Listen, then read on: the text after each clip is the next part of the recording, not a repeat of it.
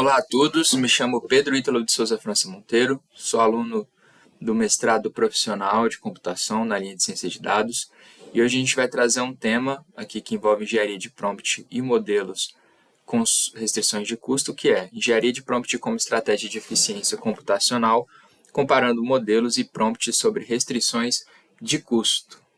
Vou explicar um pouquinho melhor aqui como que vai funcionar. A nossa agenda de apresentação ela é simples, né? A gente primeiro introduz alguns temas que estão tangenciando a nossa escolha de artigo, qual as referências que nós utilizamos para poder embasar a nossa escolha, a metodologia que foi escolhida para poder fazer a aplicação do nosso trabalho. Depois disso, a gente passa pelos resultados, né, uma descrição do que a gente conseguiu em uma análise breve de quais foram os resultados, e depois as conclusões, né, um resumo ali do que foi conseguido com o nosso estudo. Passando pela introdução, a gente fala primeiro sobre o que são os custos de APIs, né? Então, a gente sabe que para a utilização dos modelos de inteligência artificial hoje, a gente tem algumas formas, né, de utilizá-lo, seja via chat, seja via processamento em nuvem, ou então até mesmo de forma local para alguns modelos que estão abertos, mas talvez a forma mais clássica de automatizar isso hoje em dia seja através das APIs, né? Essas APIs, elas geram um custo que a gente chama de prompt, né, que é o custo de entrada, e o custo de saída, né, que é o que o modelo responde para a gente. Esses custos eles são medidos através dos tokens, e esses tokens vão variar de acordo com o modelo que foi escolhido, né? Aí um outro tema que tangencia, né, essa parte da utilização dos modelos de inteligência artificial é a engenharia de prompt, né? Então, a engenharia de prompt é um termo utilizado justamente para as práticas, né, as boas práticas e as estratégias que são utilizadas tanto para melhorar a qualidade da resposta quanto para, de uma certa forma, mitigar os riscos, né, e os erros que os modelos podem gerar na saída, né, do que é perguntado. Claramente, né, no meio disso tudo existe um trade-off, né, entre o que é o custo de utilização dessas APIs e a qualidade do que se obtém. Não é um custo necessariamente direto, né, e talvez a engenharia de prompt ela atue justamente nesse meio, né, entre custo e qualidade, justamente porque talvez ela consiga otimizar as respostas e evitar, né, novas perguntas, né, novos prompts e novas saídas, e talvez gerar ali também uma redução dos custos, né? Então, esse é o cenário em que a gente insere, né, o nosso estudo. Como referência, a gente traz aqui 4 artigos, né? Primeiro é o The Costly Dilemma, Generalization, Evaluation and Cost Optimal, que é um artigo que discute justamente os desafios da generalização, né, na avaliação dos modelos de custo em larga escala. Então, ele traz justamente ali um estudo, né, através de resultados do custo-benefício entre a utilização de modelos em larga escala e quais são os riscos, né, para a implementação desses modelos em larga escala. Um outro artigo que a gente trouxe também é o Maximizing Efficiency in Training Large, que é justamente como maximizar a eficiência desses modelos, né, em treinamento de larga escala. E aí, para isso, ele traz ali algumas estratégias que podem ser utilizadas em nuvem, né? O nosso artigo ele não traz essa utilização, mas ele também traz ali algumas boas práticas, como escalonamento, balanceamento de carga e treinamento distribuído para otimização de custos. Um outro artigo é o Prompt Pattern Catalog to Enhance Prompt Engineering with ChatGPT, que é basicamente um artigo que se propõe a trazer padrões, né, de prompts e quais são as saídas esperadas, né? Então ele serve como um catálogo de uma certa forma para poder customizar esses prompts, né? E o outro é o Chain of Thought Prompting Illicit Reasoning, que é o Chain of Thought, como a gente vai ver mais na frente, ele é um prompt, né, um modelo de prompt que a gente vai inclusive utilizar aqui no nosso artigo, que é uma cadeia de pensamento, né? Então aqui nesse artigo ele traz justamente uma aplicação e um estudo um pouco mais detalhado sobre esse modelo de prompt. Falando sobre a nossa metodologia, primeiro a gente tem que passar pelas principais escolhas, né? Então, qual é o objeto da nossa automação? Para a gente poder avaliar, né, o que a gente quer avaliar, a gente vai utilizar normativos. Então, a gente tem aqui 5 normativos de 3 órgãos emissores diferentes, que é o Banco Central, o BNDES e o BCM. E a gente vai pedir para os nossos modelos interpretarem esses normativos, né, trazerem os nomes, os resumos, as datas de vigência, de publicação, e a gente vai comparar com os resultados que a gente já tem aqui, né, como referência, que foram preenchidos por um analista.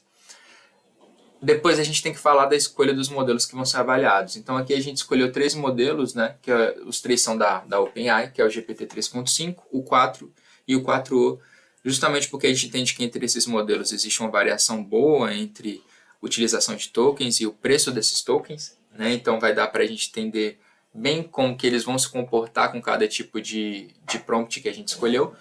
E agora, e assim por último, né, das escolhas talvez fundamentais do nosso artigo, são as escolhas dos prompts. Então a gente tem 3 tipos de prompts, né, que a gente escolheu utilizar no nosso modelo, que é o Zero Shot, o Few Shot e o Chain of Thought, como foi dito anteriormente. A gente vai explicar um pouquinho mais como eles funcionam mais na frente. Aqui é só uma tabela trazendo os custos, né, de cada um dos modelos, só para ter uma visão mais clara, né, de como que funciona. Primeiro, o modelo mais barato é o 3.5, seguido do 4o e depois pelo 4. Né? Aqui são os campos que vão ser gerados com os nossos modelos. Né? Então, são 4 colunas. O nome do nosso documento oficial, o emissor que está emitindo aquele normativo, o resumo daquele normativo, ou seja, para que ele, qual a razão de ser daquele normativo, o que ele tem como finalidade, qual o início de vigência daquele normativo, então qual é a data em que ele passa a ter efeito legal e em que data ele foi publicado. Agora falando propriamente dos prompts, a gente tem esses 3 prompts. Né? O Zero Shot é basicamente a instrução básica. Né? Então, modelo, faça isso. Né? Me desenhe uma laranja.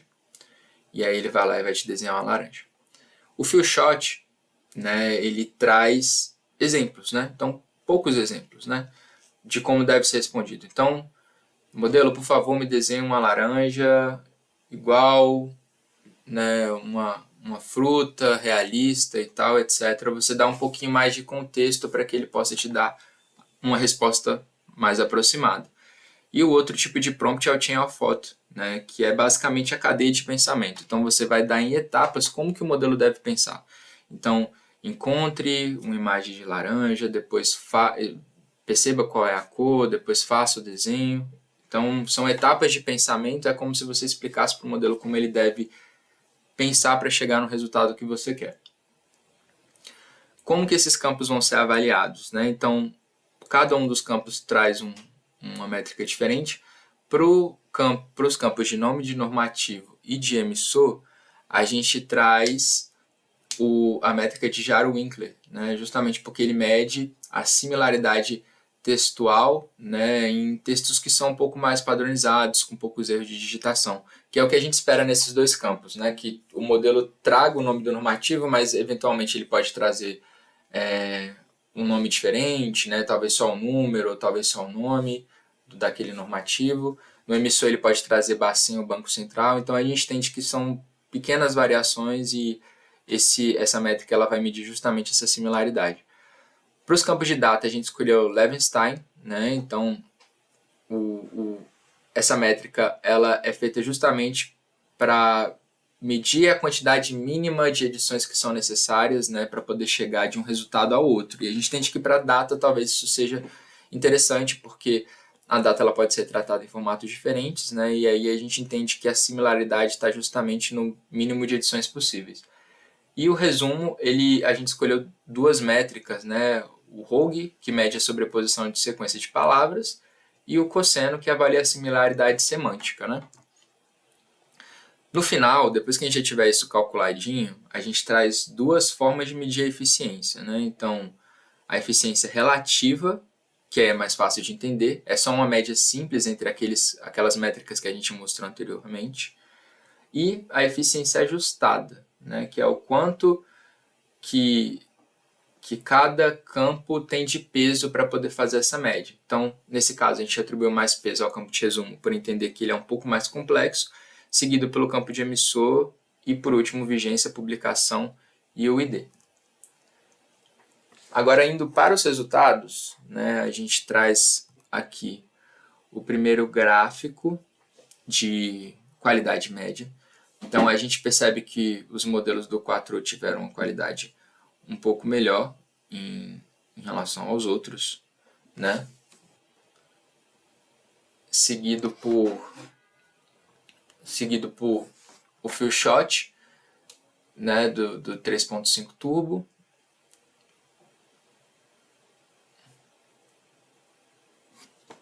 Desculpa, pessoal, eu li errado aqui. O primeiro não é do 4O, é um modelo do 4, né? Então, o modelo que mais teve qualidade foi do GPT-4 Few Shot, seguido do Few Shot do 4O. Então, a gente consegue perceber de uma forma geral que os modelos do GPT-4O tiveram um desempenho um pouco melhor, porque eles ocupam a segunda, a terceira e a quinta posição. Os modelos do GPT-4 eles tiveram uma disparidade bem grande, né? Então, ele teve o melhor modelo, mas os outros prompts não tiveram resultado tão bom assim. E talvez o 3.5 tenha tido uma distribuição ali um pouco mais homogênea, né? Para custo total, a gente tem uma divisão clara, né? Então, os prompts do modelo do GPT-4 são mais caros do que os demais, bem mais caros do que os demais, seguidos pelo modelo do GPT-4o e seguidos pelo modelo do GPT 3.5 Turbo. Em relação à eficiência, como era esperado, os modelos do 3.5 lideram, né, em relação à eficiência relativa, que é justamente em relação àquela média não ponderada, né, das respostas, e aí é seguido também pelo GPT-4o e depois pelo GPT-4. A gente consegue perceber essa disparidade justamente porque o 3.5 ele é o mais barato de todos, né, e teve resultados em relação aos outros não tão ruins. Em relação à eficiência ajustada, não tem tanto ajuste assim, só o prompt chain of thought do GPT-4o que deu um salto, né? Então, quando a gente coloca, a gente pondera quais campos são mais importantes, ele dá uma saltada, mas o resto continua exatamente igual. Esse gráfico aqui ele é legal porque a gente consegue perceber justamente isso sendo refletido pelo custo e a qualidade, né? Então, a gente consegue ver que o Few Shot, apesar de ter a melhor qualidade, né, relativa, ele tem um custo muito maior do que os outros, quase sai do gráfico, né? E isso segue, esse padrão de custo alto segue para todos os prompts do GPT-4, enquanto os prompts do GPT-4o e do 3.5 eles ficam próximos, né? Quando a gente traz para a qualidade ponderada, o chain of thought do GPT-4o ele dá um salto justamente porque ele performa melhor no campo de resumo e de órgão emissor. Né? Então ele toma a liderança, ele se torna um modelo com mais qualidade, seguido pelo Few Shot do 4 e o Few Shot do 4o. A gente consegue perceber também um padrão, né? O Few Shot o prompt Few Shot conseguiu se sair bem em todos os modelos. Agora a gente indo aqui para análise dos resultados, a gente tem como primeiro ponto de atenção, primeiro ponto que salta às vistas, né? Que o Few Shot ele funciona quase como um normalizador, né? Então ele é simples, né? Um prompt simples de ser delineado. Você faz uma pergunta, você faz uma requisição e você dá um exemplo para o modelo. E isso funciona muito bem, tanto para modelos mais sofisticados quanto para modelos menos sofisticados, né? Então talvez por isso ali que a gente traga esse entre aspas, né, de ser um estabilizador, porque ele consegue gerar um certo padrão de respostas e isso para automação é muito bom. A gente mostra que, por outro lado, o chain of thought ele não performa, ele precisa de um contexto específico para poder performar bem. Então, ele performou muito bem no modelo 4o, mas para o modelo 4, para o modelo 3.5, ele teve resultados bem ruins. Então, significa que quanto mais generalista o modelo for, talvez ele não consiga entender muito bem o encadeamento lógico que você passe para ele, né? Um outro ponto interessante é a gente ver que as métricas de Hoggit e de cosseno elas ficaram próximas, né? nos campos no campo de resumo, que foi onde isso foi avaliado. E isso traz para a gente justamente que talvez a diferença da qualidade ela não seja tão semântica, não seja tão em relação ao que está sendo ali tido como resposta, né? Mas a ordem que isso é dado, a coerência entre as frases, né? E por último, a gente te traz que os prompts, né, com eficiência ajustada preservam mais o equilíbrio, né? Então, isso quer dizer que a eficiência ajustada, né, quando a gente traz a ponderação para o campo específico e tudo mais, traz para a gente que os prompts que têm um maior equilíbrio, né, entre todos os campos, eles acabam trazendo um ganho real maior justamente em relação aos custos, né, quando a gente vai fazer essa comparação direta. Agora, indo para as conclusões, né, do nosso trabalho, a gente traz que a qualidade ela não é suficiente para a gente poder utilizar um modelo, né, seja para qual prompt for, porque os custos eles podem variar bastante a depender do contexto e a depender principalmente do modelo. Então, a qualidade ela tem uma disparidade menor do que o próprio custo.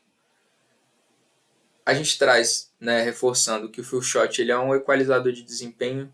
Então, dentre os prompts que foram utilizados aqui, talvez por trazer melhores resultados de custo e com uma qualidade boa, né, nos 3 modelos, ele seja o prompt mais viável de ser utilizado.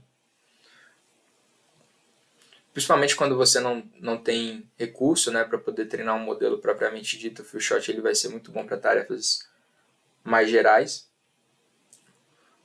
O custo ele funciona mais como limitante do que a própria qualidade, né? Então a gente consegue perceber que nesse trade-off o custo ele pesa muito mais em relação a qual modelo eu vou escolher, qual prompt que eu vou utilizar para interagir com aquele modelo, do que propriamente a qualidade, né? Claro, ponderando que alguns prompts vão funcionar magicamente bem para alguns tipos de modelo e outros nem tanto, né?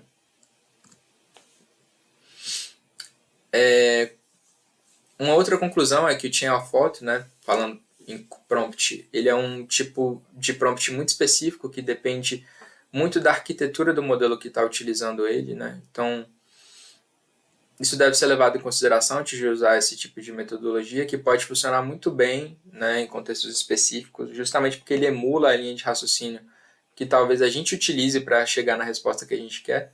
Então, a gente consegue ensinar ele a como pensar, mas, por outro lado, isso depende muito do tipo do modelo que você está escolhendo. Um outro ponto é que a engenharia de prompt ela é mais eficaz como estratégia de controle do que como otimizador absoluto, ou seja, isso quer dizer que a engenharia de prompt, talvez o ganho real dela, né, pelo menos no nosso artigo, não seja vista principalmente na hora de aumentar a qualidade das respostas, mas principalmente em mitigar os erros das saídas, né? Então, que é justamente o que ela se propõe, né, que é a padronização, né, do que seria a resposta do modelo. Então, a engenharia de prompt, de uma forma geral, ela auxilia muito a você não ter resultados tão ruins assim, de uma forma mais direta, né?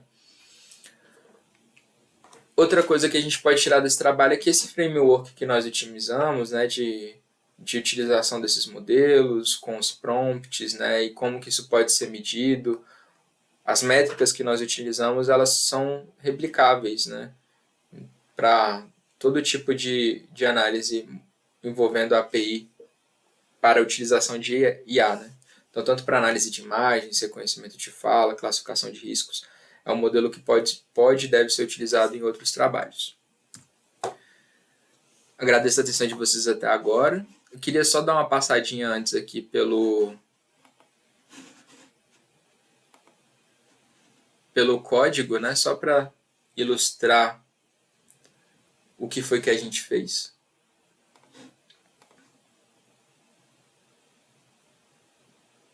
Só para se ter uma ideia rápida. Aqui eu já tinha salvo a API antes, então vocês não vão conseguir ver qual é a minha API. Mas esses são os pacotes que a gente utilizou. Primeiro a gente configura a nossa API, a gente traz aqui uma rotina, uma função para ler os PDFs, né, que são os normativos. E aqui a gente traz os nossos prompts, né? Então esse aqui é o nosso fill shot, esse aqui é o nosso team of photo, e esse aqui é o nosso zero shot, né? A gente consegue perceber a diferença na estrutura de cada um desses prompts. Aqui a gente, né, cria um dicionário com eles, a gente cria uma função para coletar os tokens, né? A gente utiliza uma função para poder justamente medir qual a quantidade de tokens que vai ser utilizado. A gente colocou uma limitação de 500 tokens por campo gerado, tá?